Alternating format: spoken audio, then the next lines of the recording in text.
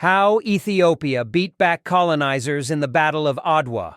In the late 19th century, the European powers ran roughshod over Africa, brutally colonizing one country after another. Italy, for its part, targeted Ethiopia. But when its troops attacked on March 1, 1896, near the town of Adwa, they were overpowered by a large and well-armed Ethiopian force. In winning this pivotal victory, Ethiopia not only secured its own independence, but also inspired the anti-colonialist movement. As far back as the 1400s, European nations made incursions into Africa, largely to facilitate the transatlantic slave trade. Yet, for centuries, tropical diseases and navigational challenges restricted most of their activities to coastal areas. In 1870, by which time the slave trade had subsided, Europeans controlled only about 10% of the continent. The scramble for Africa.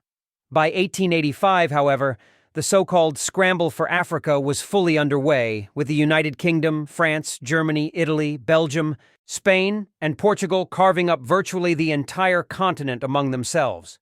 At colonialism's peak, only Liberia, created for the resettlement of free black Americans, and Ethiopia remained independent. A relative newcomer to the game, Italy began its colonial military exploits in 1885, when, with Britain's encouragement, it occupied the Red Sea port of Massawa. From there, it spread out along the Horn of Africa, establishing the colony of Eritrea, on land formerly controlled by Ethiopia, and occupying much of present-day Somalia as well.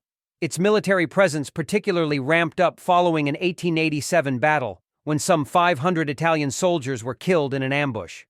At that time, to be a big power, you need at least two things, says Haley Larabo, an associate professor at Morehouse College who specializes in African colonial history.